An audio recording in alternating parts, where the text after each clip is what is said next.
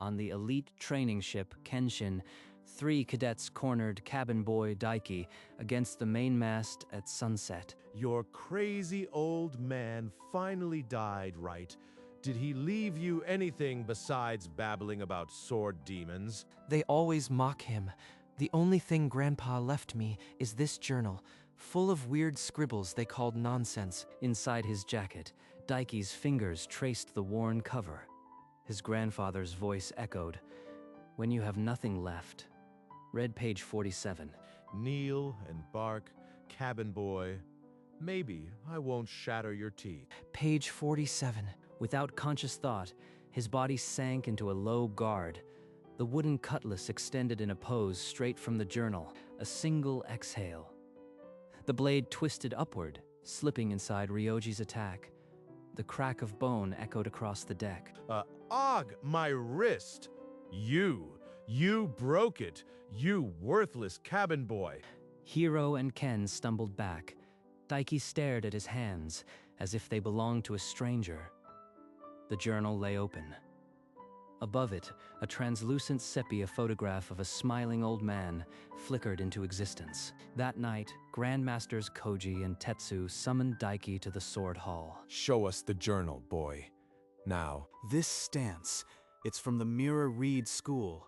That's been extinct for decades. Your grandfather was the last master.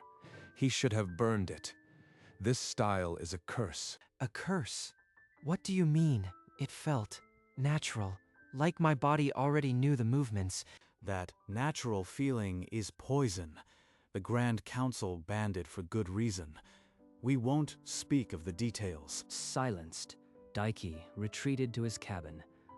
By candlelight, he traced the journal's diagrams, his mind swirling with questions. Daiki, this book is my heart, but the path within is treacherous. Only open it if they leave you no other way. Before sunrise, Daiki stood on the empty deck, moving through the first stance.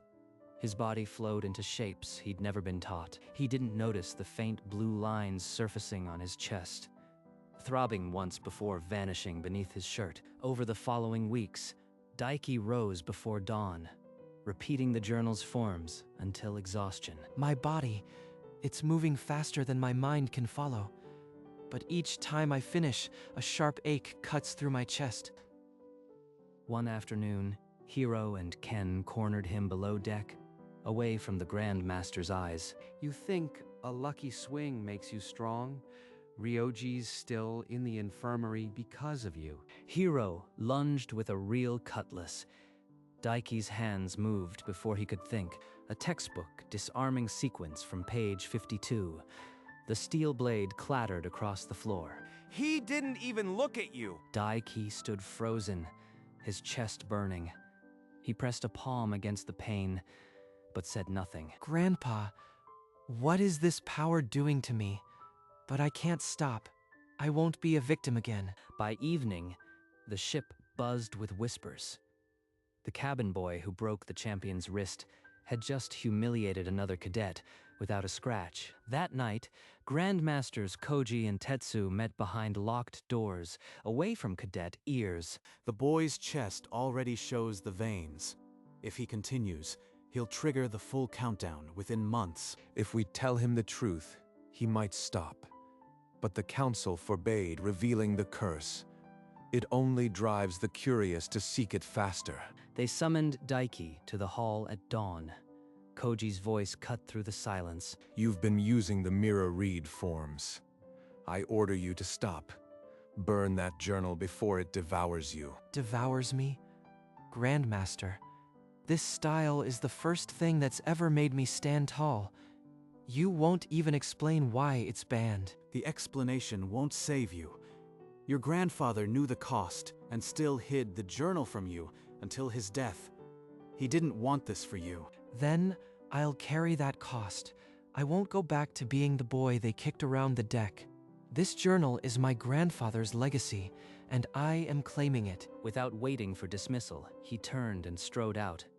The journal pressed against his heart. Koji watched him go, a quiet dread settling in his chest. The forbidden style had claimed another victim before it ever drew blood. A black warship bearing the Warlord mark cut through the mist toward the Kenshin. Warlord Kaze strode aboard, silver hair sharp, and held out a sealed scroll. By order of the 7 warlords, Mira Reed is forbidden. Face me at dusk, or your crew shares the punishment. Then I accept. Not for fear of you, but because my grandfather's legacy doesn't kneel to threats. Don't do this, boy. The warlords won't allow a victory. They'll end you before you can prove anything. If I die standing. It's better than a lifetime of being kicked. The scroll was accepted. Kazi's cold smile flickered. My chest already burns, but I can't stop now. One duel, that's all I need to endure. At sunset, the crew ringed the deck. Not a whisper. Draw, cabin boy. Let's see how long your forbidden style lasts. Their blades met in a shower of sparks as the sun dipped below the horizon. Kazi pressed forward with brutal force, but Daiki's body answered in fluid, unfamiliar parries. Then Daiki dropped into a stance from page 83. Wind coiled around his wooden cutlass, distorting the air. The technique shattered Kaz's defense. His Nodachi spun away and embedded deep into the mainmast. Kaze collapsed. Daiki stood panting, and as he lowered his sword, a faint blue mark flared across his chest. Not now. Don't let them see. Breathe. Just breathe. That mark, it wasn't there before. What kind of style does this to its user? Daiki pressed his palm flat against his sternum, forcing the glow to subside. He's in real pain, and he's hiding it from everyone. As the crew erupted, Daiki straightened, his face a mask of calm. Only the faintest tremor in his hand gave him away. A second warlord, massive and silent, stepped onto the rain-lashed deck. No warning, only a drawn blade. Another one. Does he intend to fight them all without rest? Daiki met the charge with a textbook block from page 60. The clash sent rain spiraling. A brutal exchange. Daiki took a gash to the ribs, but slipped inside the guard, disarming the giant with a twisting lock. He's bleeding, but he doesn't stop. That stance, like his body, already knows the outcome. The second warlord collapsed. Before Daiki could breathe, a third was there, blade already raised. Daiki forced himself up, vision swimming. He dodged by instinct, countering with the journal's 7th kata. A wind blade technique sliced through the warlord's guard. The man fell, and Daiki's chest flared like a second heart. Amid the scattered cheers, Daiki slumped against the mast, a cut on his arm seeping. Kotone pushed through the crowd. You are bleeding through your jacket. Here, your style. I've never seen anything like it. At dawn, the 4th warlord struck like a coiled snake, blade whistling. Daiki executed the Reaping Crescent from page 97, a move he'd feared to try. The warlord fell, but Daiki collapsed, clutching his ribs, breath ragged. You can't keep doing this alone, idiot. It's not me. It's this. He touched the journal. My grandpa's forbidden style. Mira Reed. He let her open it. The old pages trembled in her hands. These diagrams. He was the last master. Does it hurt you? The mark on your chest. A shadow fell. The 5th warlord dropped from above, twin swords slicing the light. Daiki parried, taking wounds, but then he saw the gap in the storm and thrust through. The warlord collapsed. Daiki swayed, but Kotone caught his arm, her grip firm. She knew his secret now. The 6th warlord appeared at noon, silent, a curved blade already dripping with seawater. One more. Just endure. My body might shatter, but I can't let the crew pay for my grandfather's legacy. The warlord attacked with inhuman speed. Daiki parried twice, but the 3rd strike gashed his shoulder. Desperation forced his hands into a shape from page 110, the Black Lotus Dance. A forbidden sequence that twisted the air into a vortex. The warlord's blade snapped. He fell backward, armor cracking against the deck. Daiki. She caught him before his head struck wood. The glowing marks covered his torso like a map of stolen years. This isn't a training injury. This is something eating you alive. Around them, the crew stared, horrified, as Daiki's chest pulsed with light. No one spoke. Hours later, in his cabin, Daiki lay still. Kotone remained beside him, the journal open on her lap. At dawn, the 7th Warlord boarded, a woman with a scarred face. She pointed at Daiki without a word. Listen to me. Every technique you use shortens your life. The Mira Reed style is a death warrant. If I don't fight, the crew pays for my grandfather's style. I won't hide anymore. The duel erupted. She moved like a typhoon, forcing Daiki into the deepest forbidden stance, the 8th mirror reversal. Light bent around the wooden cutlass.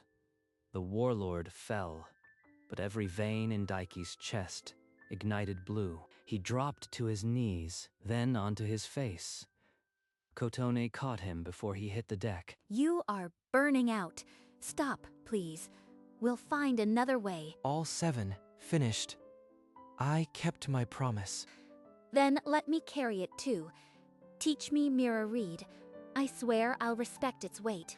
Daiki studied her for a long moment. Then, with effort, he placed the journal in her hands. On the foredeck, Daiki guided Kotone through the first Mira Reed form.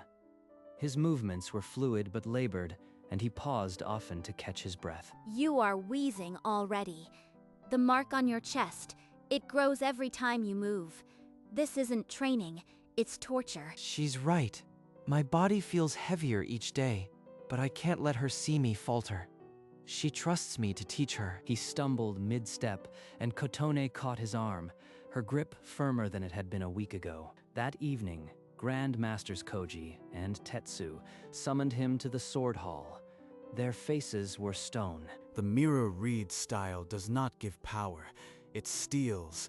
Each technique you execute, from the simplest parry to the 8th reversal, burns days of your life. That's impossible. Grandpa used this style for years. He lived to old age. He died at 40. Boy, his body was a ruin. The journal you carry was his deathbed confession. Then I'll be the one to master it without the cost. I've adapted. The pain means nothing. Koji's hand trembled. Tetsu looked away. Daiki left the hall, his chest burning, but his jaw set, deep in the night. Daiki opened the journal to a page he had never noticed, a hidden fold with Grandpa's tremulous script. My dearest Daiki, when you read this, the Mira Reed has already begun its count. I hid this because I hoped you'd never need it. Each technique steals days. I died at 40 knowing I passed a curse, not a gift. Forgive me. 40. He died at 40 because of this? But he always smiled. Daiki, promise me. Don't follow my path. The style is beautiful, but it consumes. Live long, not like me. The memory shattered as the candle flickered. Daiki stared at his own hands, the blue veins pulsing under his skin. He begged me not to follow, but I already have. The tournament is in 2 months.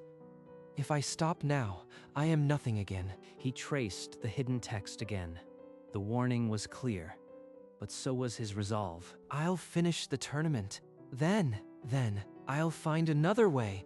I won't die like him. He closed the journal, the blue glow fading from his chest, but the ache settled deeper than before. The National Pirate Tournament loomed over the sea, a coliseum built from ship hulls and masts, packed with cheering thousands. In the first round, Daiki faced a cadet wielding twin daggers.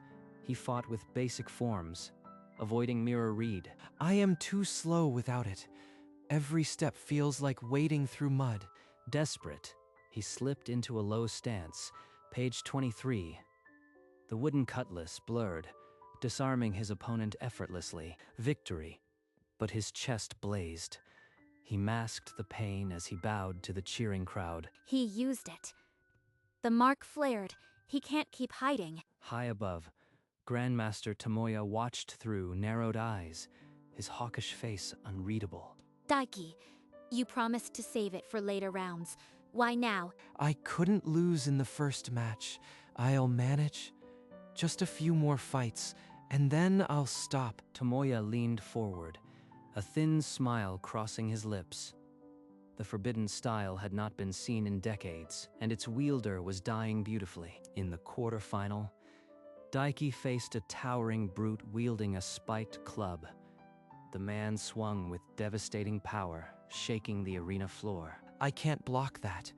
I'll have to use the 7th windlock from page 53. The wooden cutlass traced a spiral, catching the club mid-swing and wrenching it free. The brute crashed to the sand.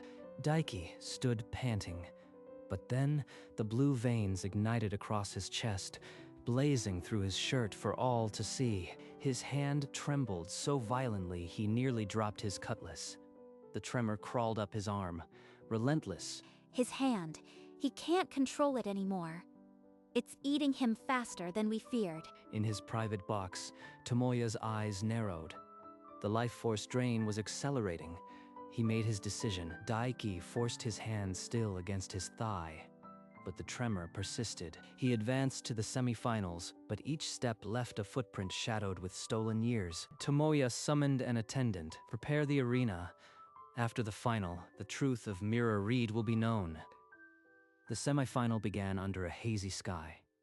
Daiki's opponent was a blade dancer, swift and precise, pushing him to his limits. Again, he could not resist. The Mirror Reed's third reaping thrust. His cutlass found the gap, and his rival fell. But as the referee raised his arm, Daiki's knees buckled. He hit the sand, gasping, the blue veins livid across his neck. Daiki, move aside. Let me through. She dropped to her knees beside him, her hands pressing against his chest as if she could force the glow back inside. Listen to me. If you fight the final, you'll die. There's no later left. Please, Daiki. Kotone, I can't stop now. Everyone will know the truth anyway.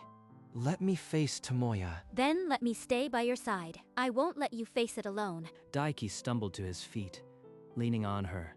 The crowd's cheers were uncertain, a murmur spreading like a warning. He had won the semi-final, but every eye in the arena searched for the source of the fading blue light on his chest. Before the final could begin, Grandmaster Tomoya stepped into the sand, one raised hand silencing the arena. The Mirror Reed style is a death contract. Every technique you've used has stolen days from your life. With a gesture, Daiki's shirt tore at the seam, and a glowing blue counter blazed across his chest. 37 days. The crowd recoiled. Thousands of voices rose in horror, then fell into a dead silence. You have fewer than 2 months, boy. The Mirror Reed consumes its master, just as it consumed your grandfather. 37 days. Grandpa's warning. I knew, but seeing the number... I banned this style because I watched my best student die at 30. I will not watch another. There is a counterform. It will save your life, but it will erase Mirror Reed from your body forever. You will be ordinary again. Daiki, take it. Please, live. Daiki stared at the scroll, his grandfather's legacy burning in his veins. The choice would define his remaining days, away from the crowd. In a torchlit corridor, Daiki and Kotone sat in heavy silence. You are really going to fight him, even after seeing the counter. I have to face the man who banned my grandpa's style. Then, I'll use the counter form. But what if another technique takes you past the point of return? 37 days is already so little. Grandpa never backed down from a storm. He sailed through the worst seas with a smile. I want to prove his style wasn't just a curse. The sepia image of his grandfather seemed to nod, the same smile from the photograph. One last fight. Then it ends. I'll live for you, for what we can build after. Then I'll be waiting. And I'll hold you to that promise. She squeezed his hand, and for a moment, The blue lines on his chest dimmed. The final would begin at noon.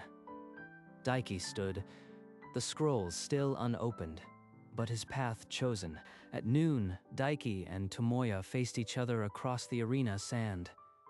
A single wooden cutlass against a grandmaster's bare hands. Tomoya's fingers deflected every strike, his style a wall built to nullify Mirror Reed. Daiki's arms grew heavy. I can't reach him without the ninth reaping. But that technique will steal more days I don't have. Resolve hardened. Daiki began the ninth reaping, dark energy coiling around his cutlass. The counter on his chest flickered. So you choose death. Then finish it, boy. Show me the technique that killed your grandfather. Kotone's scream caught in her throat as the counter on Daiki's chest dropped. 31, 29, 27 days left, but mid-motion, Daiki's stance shattered. He dropped into the counter form, arms spread, open palms facing the sky. Light erupted from his chest, not blue but pure white, unraveling every dark thread of Mirror Reed. The light faded. Daiki fell to his knees. The blue marks gone, a quiet smile on his lips. The arena was silent. On the sand, Daiki breathed, ordinary, unharmed, and Tomoya bowed his head. Tomoya stepped forward, took Daiki's wrist, and lifted his arm to the sky. The winner, not by blade, but by the will to live. Mirror Reed is dead. May its curse never claim another. The arena erupted, not with celebration, but with a raw, tearful roar. Thousands of souls who had just witnessed a boy outlive his own legacy. Medics rushed the sand, lifting Daiki onto a stretcher. He was weightless, the blue veins absent from his skin. He woke to the smell of salt and bandages. Kotone sat beside him, her uniform rumpled, her eyes red. You idiot. You actually did it. I thought I'd lost you. I promised, didn't I? But now, I am ordinary. Mirror Reed is gone, so I need your help. My help? What do you mean? We'll build a new style, one that honors my grandfather's forms, but doesn't steal life. You'll be my partner, not just my student. Kotone squeezed his hand, a silent vow. Outside the window, the sun climbed higher over the endless sea. On the foredeck at sunset, Daiki and Kotone moved through a slow, mirrored dance. No blue veins, no ache. The Mirror Reed shapes remain, but the curse is lifted. This is the style Grandpa should have taught. Your movements carry his echo, every parry, every step. It's like reading the journal through your body. Daiki glanced toward the worn photograph resting on a nearby crate. His grandfather's smile seemed to approve. I want this style to be a gift, not a curse, something that protects without consuming. Then, I'll protect it. I swear on my blade, no one else will suffer learning this. Daiki lifted the sepia photograph from the crate, holding it so the sunset caught the image. We're close, Grandpa. I found a path you'd walk with pride. He already walks beside you. I can feel it. They resumed the forms. Beside them, the journal lay open, its pages finally at peace. Months later, on the Kenshin's deck, Daiki faced a line of young cadets, wooden cutlasses in hand. This is Mirror Reed, reborn. It flows from the heart, not stolen days. Kotone stepped forward, demonstrating a sweeping cut that sliced a falling leaf. See how the blade carves without strain. This is what Daiki built from his grandfather's gift. Daiki leaned against the mast, watching. A quiet smile formed, the kind his grandfather might have worn. On a nearby table, the sepia photograph of Jiro caught the sunlight, his eyes crinkling. We did it, Grandpa. They'll learn the style without paying our price. He's proud of you. I can feel it in every form we teach. The cadets flowed through the stances, their movements light, untouched by the curse. As the sun dipped low, Daiki closed his eyes, the sound of wooden swords a quiet lullaby. At dawn, Daiki and Kotone stood at the bow, the calmed sea reflecting gold. No mark. No count. Just the wind and the sea. And a new style that no one has to fear. He touched his clear chest, then looked to the horizon. The dread was gone. He would have liked this. Grandpa would have smiled. He is smiling. I see it in your eyes. The journal lay below, its pages closed. Grandpa's photograph stood sunlit on the table. The forbidden style returned to its grave, but its wisdom lived on in every future swing. On the deck where he once cowered, a cabin boy taught the world to turn a curse into a legacy. A gentle wind filled the sails, carrying the Kenshin forward into a day without stolen years.